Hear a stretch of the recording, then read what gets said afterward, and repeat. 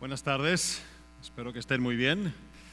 Como dijo Marco, mi nombre es Sergio Serra y sirvo en el Ministerio de Enseñanza y hoy tengo el privilegio de compartir la palabra de Dios con ustedes.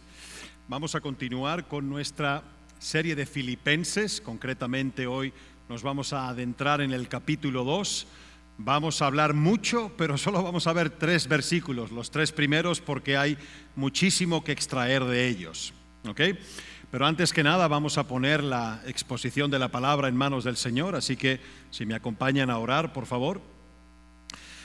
Padre, queremos con el mismo espíritu que hemos cantado estas alabanzas y con el que hemos celebrado tu Santa Cena, te pedimos, Señor, ahora que con ese mismo espíritu tú pongas nuestro corazón y nuestra mente en el lugar correcto.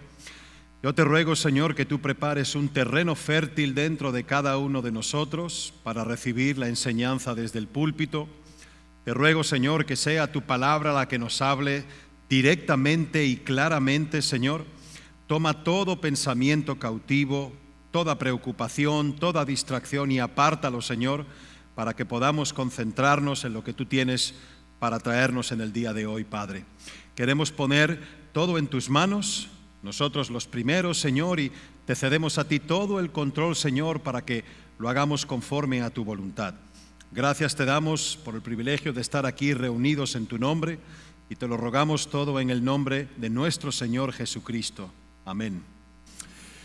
Muy bien, vayan conmigo por favor a Filipenses capítulo 2, versículos 1 al 3. Dice así la palabra de Dios. Por tanto, si hay alguna consolación en Cristo, si algún consuelo de amor, si alguna comunión del Espíritu, si algún afecto entrañable, si alguna misericordia, completad mi gozo, sintiendo lo mismo, teniendo el mismo amor, unánimes, sintiendo una misma cosa. Nada hagáis por contienda o por vanagloria, antes bien con humildad, estimando cada uno a los demás como superiores a él mismo. Miren, este capítulo 2 que iniciamos hoy de la carta de Pablo a los Filipenses habla en serio, muy en serio. Y lo que quiero decir con esto es que Pablo va ahora tras el corazón. Y si bien lo que hemos visto en el capítulo 1 de esta carta ha puesto presiones sobre nuestro corazón y lo han llegado a conmover seguramente, Filipenses 2 lo que va a hacer es atacar con violencia el centro de nuestra fe. Es indudable que el Espíritu Santo inspira a Pablo para que asalte nuestro orgullo, pero al mismo tiempo también lo inspira para vendar las heridas que se produzcan como fruto de dicho asalto. Hay un refrán popular entre los teólogos y entre los escolares bíblicos que dice que la predicación del Evangelio aflige al cómodo y consuela al afligido. Y es precisamente esta la dinámica que está en juego en este segundo capítulo de esta carta, ¿no? Los primeros versículos nos van a mostrar el deseo de Pablo de crear adoradores apasionados del Dios que es fuego consumidor. Pero al mismo tiempo la idea central de Filipenses 2 es tan abundante y tan presente por todas las Escrituras que si fuéramos a exprimir o a sacudir la Biblia, nos quedaríamos con lo siguiente. El principio de la sabiduría es el temor de Jehová. El principio de la sabiduría es el temor de Dios. Hay múltiples pasajes en la Biblia que nos dicen esto, como el Salmo 111 o como el capítulo 9 del libro de Proverbios. Ahora bien, lo primero que quiero que hagamos es recordar la clase de temor que conduce a los pecadores hacia las amorosas manos del Señor. La mayoría de las personas que llegan a Cristo temen el infierno y obviamente enfrentar ese juicio final y el castigo por sus pecados. Y miren, ese es un temor completamente racional que debemos tener una vez somos conscientes de los hechos. Este sin duda que es un buen temor. De hecho, el mismo Señor Jesucristo nos dice lo siguiente en Mateo capítulo 10, versículo 28. Él dice: no teman a los que quieren matarles el cuerpo, no pueden tocar el alma. Teman solo a Dios, quien puede destruir tanto el alma como el cuerpo en el infierno. Ahora bien, si bien este es un buen temor, no es el mejor temor que podamos tener en el momento de la conversión, principalmente porque no puede sustentar o prolongar la vida cristiana. No estamos llamados por un espíritu de temor en un espíritu de temor, sino más bien por el espíritu de gracia en un espíritu de amor y de poder. Por lo tanto, el temor de Dios que debemos tener no es tanto terror o miedo, sino más bien reverencia. Seguramente en alguna ocasión han visto a los domadores de leones o de tigres en un circo o en algún espectáculo de entretenimiento, ya sea en vivo o en la televisión.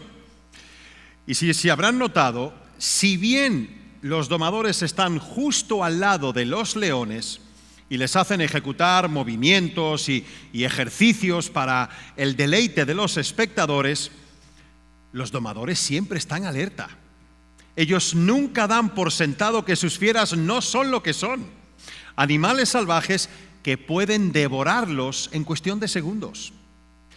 Y si bien existe una relación muy estrecha, muy íntima entre los domadores y sus felinos, todos los domadores tienen un profundo respeto por estos animales, en vista del poder y del instinto depredador que tienen.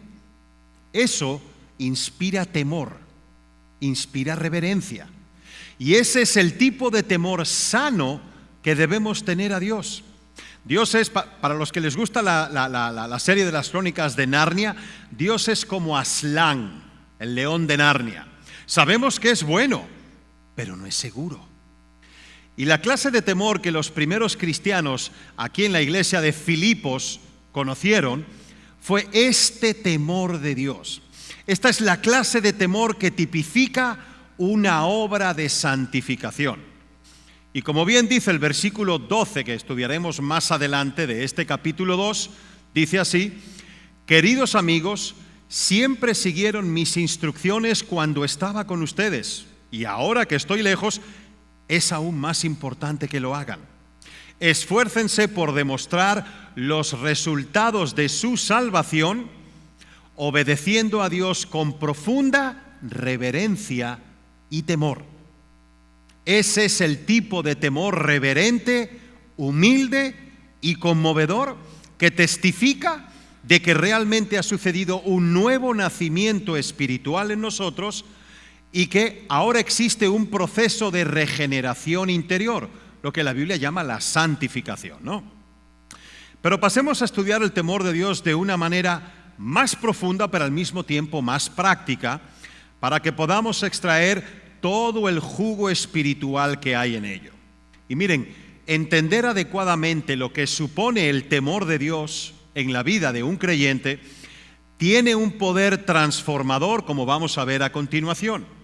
Y para ello lo que he hecho es dividir el efecto que tiene el temor de Dios en 3 áreas o 3 esferas espirituales. Y esto va a ser clave para poder aplicar los 3 primeros versículos que estamos estudiando de Filipenses 2. ¿Ok? La primera de estas áreas es la siguiente, y es su primer espacio en blanco en el programa. Dice: el temor piadoso nos hace humildes. El temor piadoso nos hace humildes. En los primeros 2 versículos de Filipenses 2, Pablo parte de la premisa que tiene todo creyente, de que hay un estímulo o consolación en Cristo. ¿Cuál es esa consolación? En primer lugar, que todos pueden ser salvos sin importar sus antecedentes, sus aptitudes, sus pecados, su historial familiar, no importa. Cuando somos salvos por gracia. ¿Y saben lo que implica gracia? Gracia implica a pesar de. Somos salvos a pesar de tantas cosas, y esa es una enorme consolación. Fíjense lo que dice Pablo en estos 2 versículos de Filipenses 2, el 1 y el 2. Por tanto, si hay alguna consolación en Cristo, aquí empieza Pablo a darlo por sentado. Si algún consuelo de amor, si alguna comunión del Espíritu, si algún afecto entrañable, si alguna misericordia, completad mi gozo, sintiendo lo mismo, teniendo el mismo amor, unánimes, sintiendo una misma cosa. Entonces, ¿hay consuelo en el amor? Por supuesto. Y hay un consuelo eterno que fluye del amor de Dios. Pablo les está diciendo que si se han consolado con la salvación de Cristo, si han recibido algún consuelo del Padre, si la poderosa presencia del Espíritu Santo realmente mora en ellos, entonces ya tienen la facultad para vivir en unidad unos con otros, amándose unos con otros y trabajando en conjunto para exaltar a Cristo. En otras palabras, si el Evangelio es cierto, la vida de ellos debería parecer como si eso fuera cierto. Si han estado unidos con Jesús, esa unidad se debe evidenciar en la vida de los creyentes. Pero como el mismo Pablo mencionó en el primer capítulo de Filipenses, que ya estudiamos en el versículo 17 y también en el 27, el obstáculo para la unidad cristiana es el interés propio y el orgullo personal. Y a eso se refiere Pablo en el siguiente versículo 3 de nuestro texto en Filipenses 2, cuando dice: nada hagáis por contienda o por vanagloria. Aquí tenemos la primera motivación prohibida, que es la contienda. Cuando tú piensas, bueno, ellos están ganando una enorme cantidad de dinero, por tanto yo tengo también que ganar lo mismo. O si fulano acaba de comprar una casa grande en un residencial de lujo, yo tengo que tener una igual o más grande. Y miren, esto va más allá de simplemente estar en competencia con los demás, por muy pecaminoso que esto sea de por sí. Esto más bien se trata de vivir como si estuviéramos diciendo: aquí voy, mírenme. Algunas traducciones del Nuevo Testamento traducen también la palabra contienda como rivalidad, lo cual se refiere a vivir como si no se nos hubiera dado ya la victoria en Cristo. Y lo que sigue a continuación es algo parecido pero ligeramente distinto. Miren, no hacer nada por vanagloria. Si la contienda piensa: yo tengo que superarlos, yo tengo que ser mejor, la vanagloria es así como una especie de mal perdedor que vocifera su frustración al no alcanzar lo que persigue. La vanagloria tiene más que ver con las apariencias y con salvar el prestigio particular. Es como si fuéramos pretenciosos, como si tuviéramos un orgullo que vinculara nuestros sentimientos con nuestra imagen, con lo que proyectamos al mundo. Y quiero hacerte unas preguntas con esto en mente.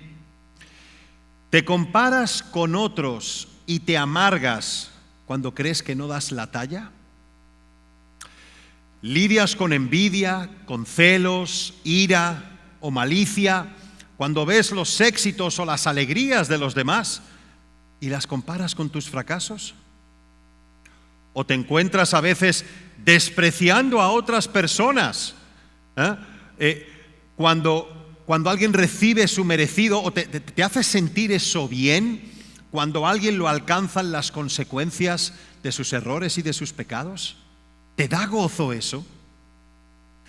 Miren, es la obra de un corazón lleno de odio cuando nos alegramos de manera perversa al ver a nuestro prójimo darse de bruces o caerse. Es más, a veces llegamos a justificar y a ocultar nuestro odio razonando que tales fracasos son los que esas personas merecen o que son algo bueno para su humildad. No, sí, le viene bien, lo necesita. Pero esto no es nada más que arrogancia y vanidad. Tiene que ver con ponerse por los aires, así como subiendo a un trono que no nos pertenece, un trono que no es nuestro. Nos convertimos en árbitros respecto a quién es digno y quién no lo es. ¿Y saben qué terminamos haciendo? Acabamos usurpando el trono, no de cualquiera, el trono del Rey del universo. ¡Qué osadía! Más bien no hagas nada por ambición egoísta o vanidad. Desobedecer este mandamiento es de hecho un acto de idolatría personal. Y sabemos, por lo que dice la Escritura, que Dios detesta, aborrece la idolatría.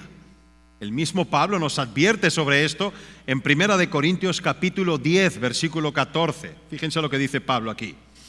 Por tanto, amados míos, huid de la idolatría. Así que mejor apliquemos este versículo 3 de Filipenses 2, cuando nos dice: antes bien, con humildad, estimando cada uno a los demás como superiores a él mismo. Y finalmente, con respecto a este punto, debes saber que la ambición egoísta y la vanagloria provienen de creencias idolátricas, de que se nos debe más de lo que ya hemos recibido y de que somos dignos de más honra de la que ya estamos obteniendo. Y esta convicción egoísta es el verdadero pecado detrás de todos los demás pecados. De hecho, fue el pecado original. Cuando Satanás tentó a Eva, ¿lo hizo por medio de qué? Lo hizo por medio de la autoexaltación. Le dijo él a Eva: come y seréis como Dios. Él puso la misma tentación en Eva que le hizo caer a él.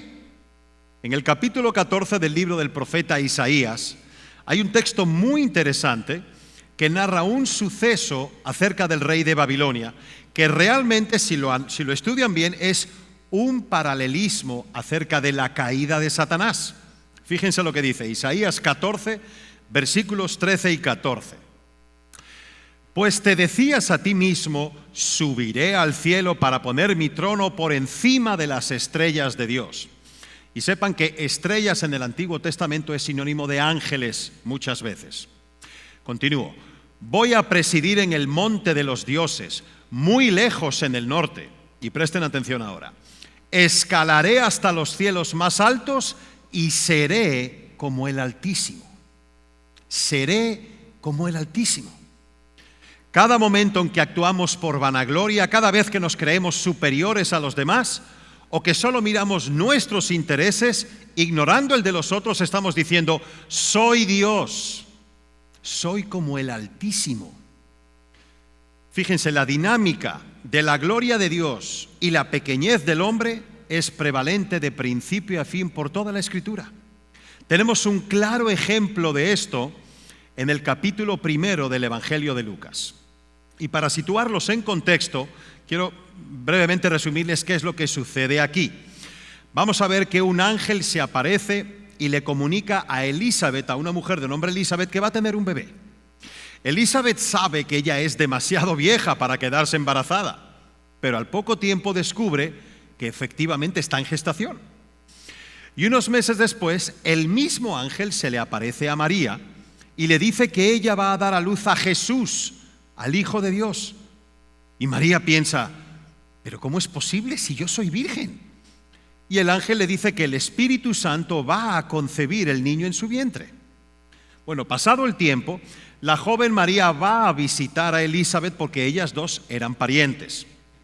Y es en el diálogo entre estas dos mujeres que obtenemos uno de los fragmentos más profundos y más hermosos de toda la literatura bíblica. Vayan conmigo a Lucas 1, versículos 39 al 43. Dice así: en aquellos días, levantándose María, fue deprisa a la montaña, a una ciudad de Judá, y entró en casa de Zacarías y saludó a Elizabeth. Y aconteció que cuando oyó Elizabeth la salutación de María, la criatura saltó en su vientre, y Elizabeth fue llena del Espíritu Santo y exclamó a gran voz y dijo: bendita tú entre las mujeres y bendito el fruto de tu vientre. ¿Por qué se me concede esto a mí, que la madre de mi Señor venga a mí? ¿Notaron que Elizabeth llama Señor al bebé que se está gestando en el vientre de María? Elizabeth está adorando al futuro niño que María tiene en su matriz. Pero vamos a seguir leyendo cómo Elizabeth continúa regocijándose de este encuentro. Vamos ahora a leer versículos 44 y 45. Dice: porque tan pronto como llegó la voz de tu salutación a mis oídos, la criatura saltó de alegría en mi vientre. Y bienaventurada la que creyó, porque se cumplirá lo que le fue dicho de parte del Señor.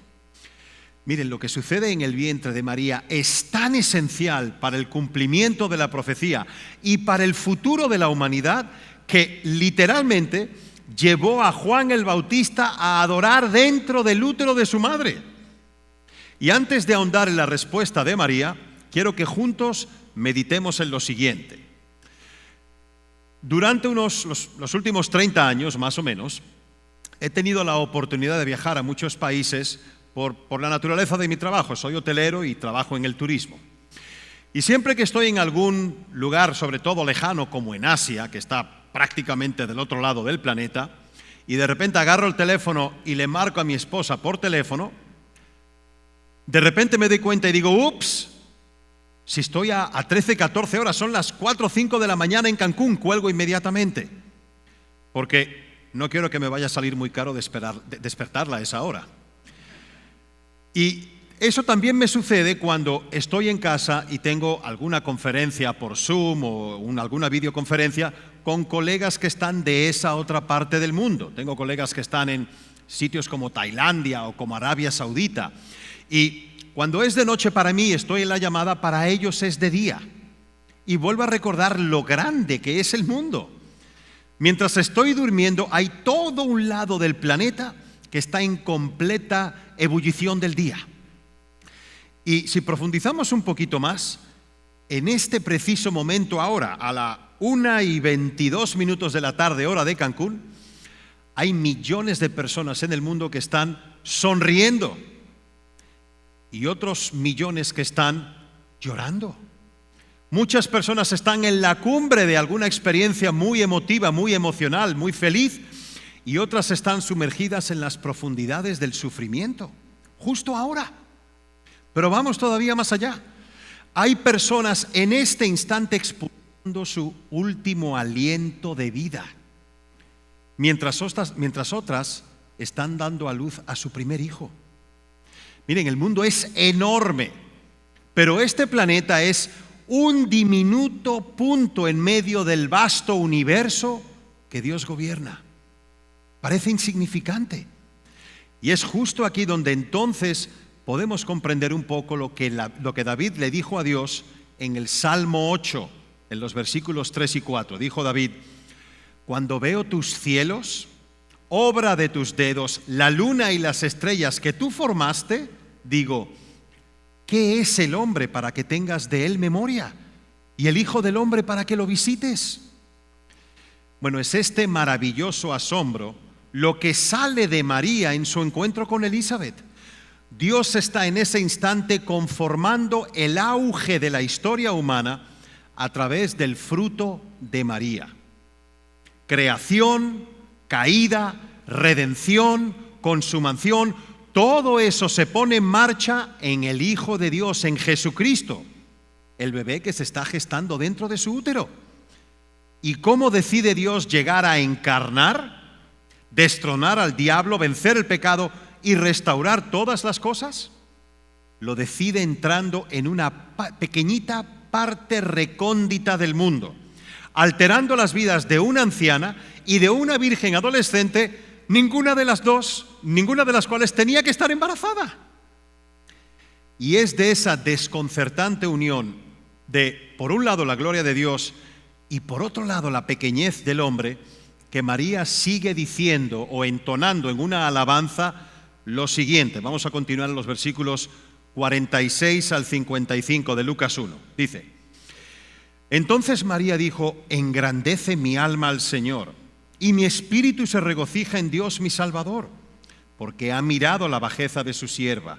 Pues he aquí, desde ahora me dirán bienaventurada todas las generaciones, porque me ha hecho grandes cosas el poderoso. Santo es su nombre, y su misericordia es de generación en generación a los que le temen.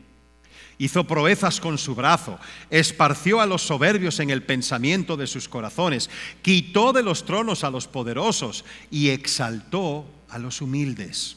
A los hambrientos colmó de bienes y a los ricos envió vacíos. Socorrió a Israel su siervo, acordándose de la misericordia de la cual habló a nuestros padres, para con Abraham y su descendencia para siempre. Este cántico de alabanza, esta adoración de María, surge de lo más profundo de su alma y revela cómo Dios trata a quienes le temen. El temor reverente es profundamente humilde.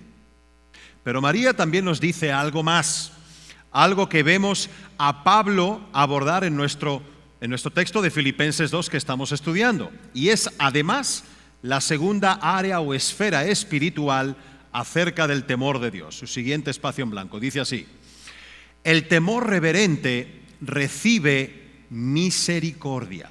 El temor reverente recibe misericordia. María canta en este versículo 50 de Lucas 1 que acabamos de leer que su misericordia es de generación en generación a los que le temen. Entonces, ¿cómo trata Dios a los humildes que le temen? Con misericordia. Las Escrituras afirman aquí que Dios tiene misericordia de quienes le reverencian, de quienes en su presencia dan un paso más cautelosamente. Y no solamente María confirma esto, hay muchos otros personajes en la Biblia que hacen lo mismo, sino, por ejemplo, recuerden a Zaqueo, ese hombre bajito que estuvo dispuesto a trepar a un árbol para ver al Señor. Pero hay más ejemplos aparte de él. También está la mujer cananea que le ruega a Jesús que libere a su hija de una opresión demoníaca. O la mujer con el trastorno hemorrágico que disimuladamente y tratando de que nadie la vea, se acerca a Jesús y toca su manto mientras él está de espaldas. Pero indudablemente el ejemplo más claro de esto es el criminal arrepentido que cuelga en su propia cruz al lado de Jesús. Recuerden que el Señor Jesucristo está recibiendo burlas, insultos, escupitajos por parte de la multitud que lo acaba de crucificar. E incluso por el otro criminal que está a su lado también. Pero el otro ladrón ha experimentado un extraordinario e increíble cambio de corazón durante su tortura y su proximidad a Jesús. Y este acaba reprendiendo a su compañero diciéndole lo siguiente. Vayan rapidito conmigo a Lucas 23, versículos 40 al 43. Dice así: ¿ni aún temes tú a Dios estando en la misma condenación? Nosotros, a la verdad, justamente padecemos, porque recibimos lo que merecieron nuestros hechos. Mas este ningún mal hizo. Y dijo a Jesús: acuérdate de mí cuando vengas en tu reino. Entonces Jesús le dijo: de cierto te digo que hoy estarás conmigo en el paraíso. Wow. A mí todavía, habiendo leído este versículo yo no sé cuántas veces, todavía se me eriza el vello cuando lo leo. El ladrón no ha tenido oportunidad de expiar sus pecados, ni la ocasión de bajar de la cruz y hacer suficientes buenas obras para compensar sus malas obras. Y miren, aunque viviera 1.000.000 de años para hacer eso, no le alcanzaría. Jamás, nunca sería suficiente. ¿Qué clase de gracia es esta? ¿Qué tiene el ladrón para ofrecerle a Jesús? ¿Qué tiene? No tiene nada. Pero el corazón del ladrón, de dentro de su corazón sale temor, reverencia, respeto y adoración. Y por supuesto la gracia de Dios lo salva, porque Dios tiene misericordia de quien le teme. Bueno, para concluir, pasemos a examinar la tercera y última área espiritual sobre el temor de Dios. Dice así: el temor reverente recibe exaltación. El temor reverente recibe exaltación. El temor a Dios, que nos humilla y nos hace recibir misericordia, no nos mantiene en un estado de timidez, como arrinconados. No, por el contrario. En este temor se halla el verdadero poder y verdaderos motivos de confianza eterna. Vamos a volver nuestros ojos a María, a los versículos 51 y 52 de Lucas 1. Fíjense cómo María hace la transición de la misericordia a la fortaleza. Dice: hizo proezas con su brazo, esparció a los soberbios en el pensamiento de sus corazones, quitó de los tronos a los poderosos y exaltó a los humildes. Él exaltó a los humildes, dice María. Esta es una maravillosa verdad que se repite en la Biblia y de hecho es tan importante que les he dejado 4 pasajes de los muchos que hay acerca de esto. Voy a leerlos rápidamente. Mateo 23:12. Están todos en su programa. Dice: porque el que se enaltece será humillado, y el que se humilla será enaltecido. Lucas 18:14. Os digo que éste descendió a su casa justificado antes que el otro, porque cualquiera que se enaltece será humillado, y el que se humilla será enaltecido. Santiago 4:10. Humillaos delante del Señor y Él os exaltará. Y el último, primera de Pedro 5:6. Humillaos pues bajo la poderosa mano de Dios para que Él os exalte cuando fuere tiempo. Pero miren, no se confundan, En realidad no es común en la Biblia que Dios exalte a un individuo fuerte, capaz, brillante, de alguna manera significativa, Para nada. Más bien, Dios prefiere usar personas comunes y corrientes, como los 12 apóstoles que Él escogió. El modus operandi que usa Dios parece ser: encontraré al incapaz más débil y desconocido y lo llenaré de mi poder. ¿Recuerdan cuando Samuel fue enviado ante Isaí para ungir a uno de sus hijos como rey? Lo primero que hace Isaí es formar en fila a sus hijos delante del profeta, a todos menos a uno. Ni siquiera pensó en llamar a su hijo David. ¿Por qué? Pues porque David estaba tocando el arpa en el campo en alguna parte. Y cuando tú piensas en un rey guerrero, no piensas en un pastorcillo en un campo tocando el arpa. Pero en última instancia, trajeron a David y fue ungido como rey. ¿Y recuerdan quién era el rey en esa época en Israel? Era Saúl. La Biblia nos dice que Saúl era 30 centímetros más alto que todos los demás hombres en Israel. O sea, Saúl era un tipo grande, robusto, y además también nos dice la Biblia que era el mejor cazador y el mejor guerrero de la nación. O sea, Saúl estaba pintado para ser rey. En una época como esa de grandes guerras y conflictos territoriales, ¿a quién se le ocurriría alguien mejor que a Saúl? Pero Dios quiere al hombre que toca el arpa en el campo, el que pasó desapercibido, porque Dios exalta a los de origen humilde. Considera también a Moisés, y si bien Moisés tiene algunos aspectos a su favor, también es un tartamudo y un asesino. Sin embargo, Dios lo unge, lo capacita y le da poder para ser el líder de la nación de Israel y sacar a su pueblo de Egipto. Pero personalmente el ejemplo que más me gusta es el del apóstol Pedro. Observarlo a lo largo del Nuevo Testamento es tanto divertido como interesante. Y el hecho de que Pedro haya existido debe de infundirnos a todos los cristianos la esperanza de que cualquier creyente puede ser utilizado para cosas grandiosas por Dios. ¿Por qué? Porque Pedro es un individuo al que no se le puede a veces ni entender, ni siquiera después de que el Espíritu Santo lo llena. Pedro, por ejemplo, en ocasiones vemos que tiende a ser muy impulsivo, que habla sin pensar, que es medio lento, torpe para entender, tanto intelectual como espiritualmente. Bueno, pues este hombre que continuamente está fallándole a Cristo, que constantemente mete la pata, en última instancia es exaltado y usado como un apóstol y misionero para toda la nación judía. Eventualmente sabemos que Pedro muere martirizado después de llevar a cabo una grandiosa obra de evangelización.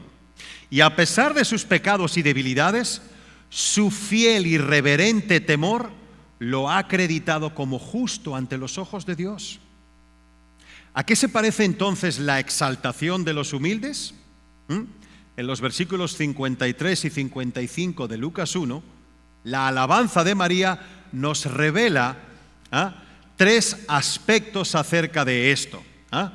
El primero de ellos es recursos, el segundo es redención y el tercero es relación.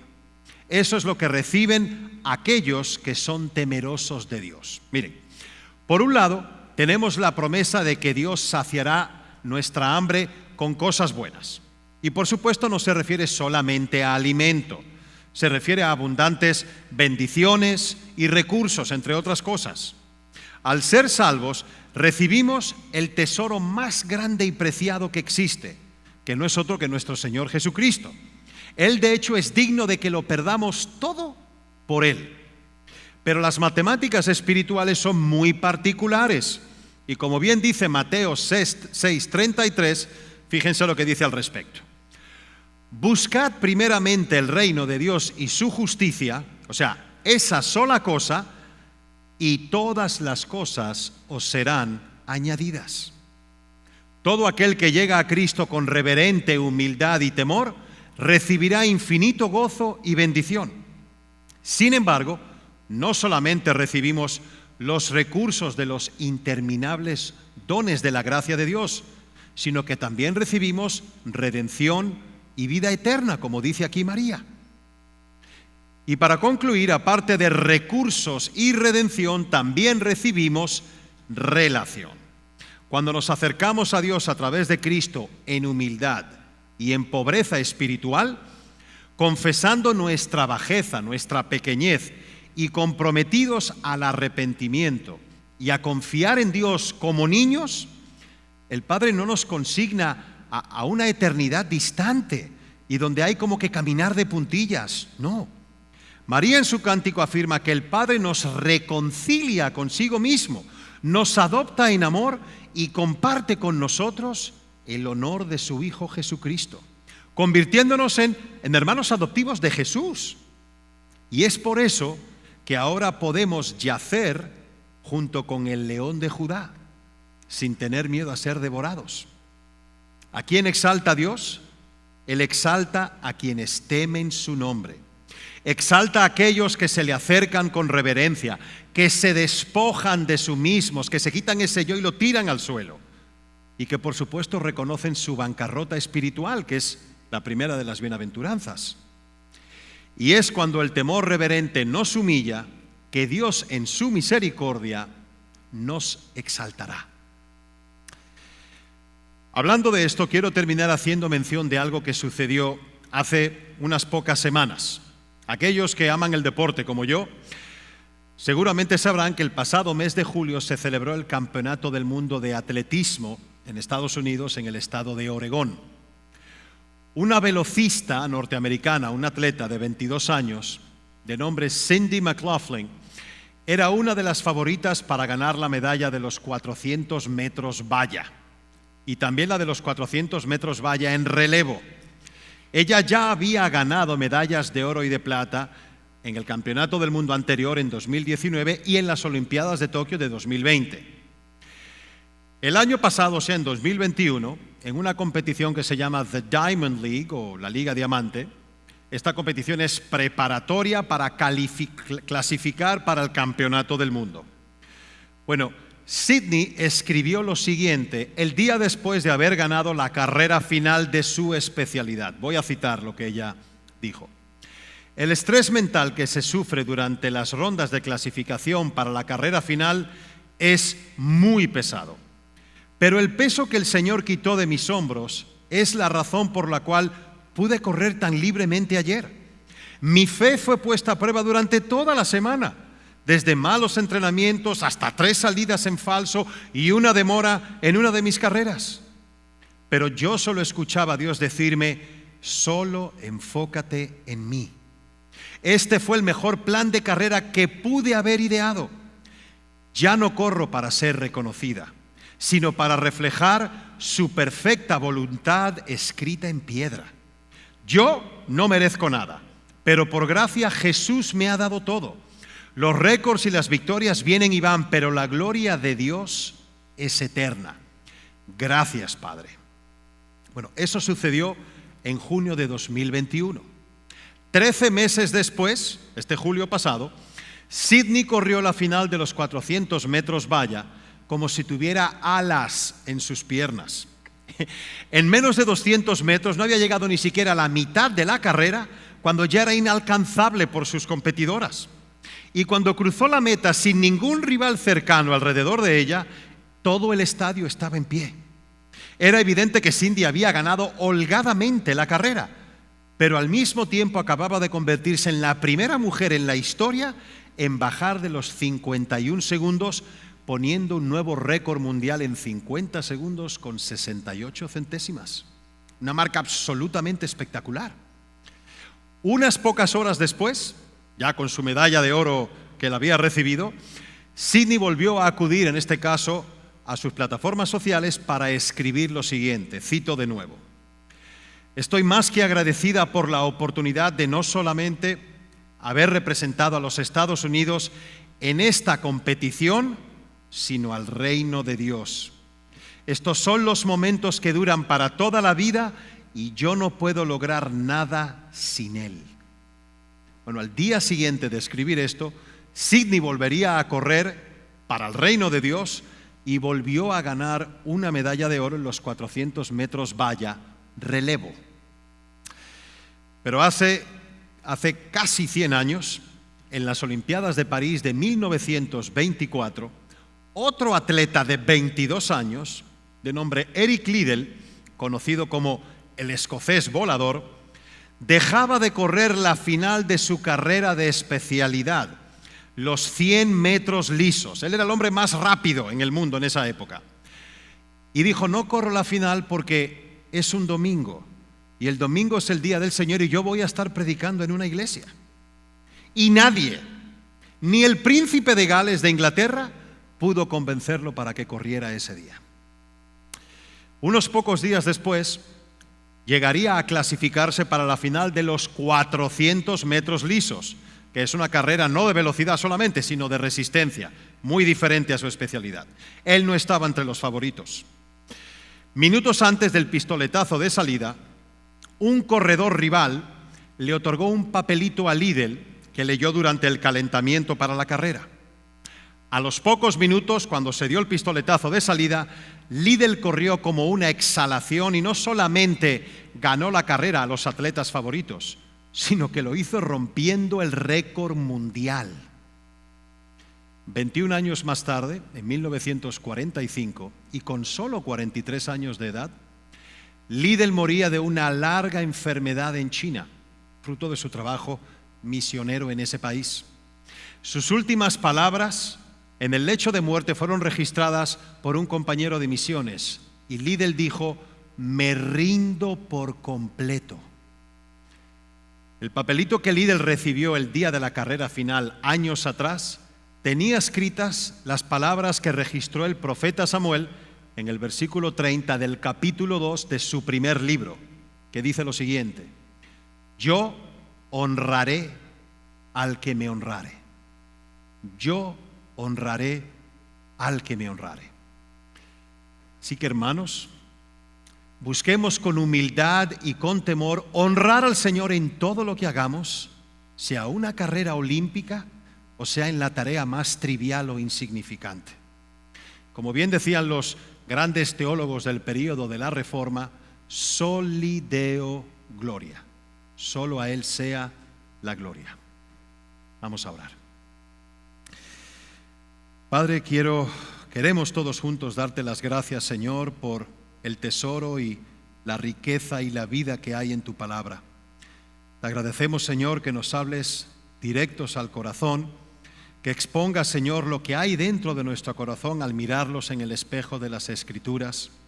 Que seamos conscientes, Señor, de que tenemos que purgar y que tenemos que enterrar, Señor, nuestro orgullo y nuestra vanagloria. No hay lugar para ello en la vida de un creyente. Nuestra oración, Señor, en el día de hoy es que, así como tú enterraste ese viejo yo, te pedimos que queden completamente sepultados nuestro orgullo y nuestra vanagloria. Revístenos, Señor, de la humildad que solamente podemos obtener de Cristo. Danos la humildad del justo que padeció por los injustos, Señor. Y ayúdanos a ejercer esa humildad en la obediencia a tu palabra, sometidos a tu voluntad, viendo a nuestros hermanos en Cristo y a todo ser humano como semejante a nosotros, poniéndolos a ellos primero, Señor, por amor a ti y con la motivación correcta de honrarte y darte gloria a ti, Señor. Gracias te damos nuevamente por el día de hoy, por este servicio. Queremos decirte, Señor, que el periodo de alabanza y de adoración, Señor, ha sido un privilegio cantarte y adorarte. Y recuérdanos, Padre, que estamos aquí, Señor, para servirte y para darte gloria. Todo esto te lo pedimos y te lo rogamos en el nombre precioso de nuestro Señor Jesucristo. Amén.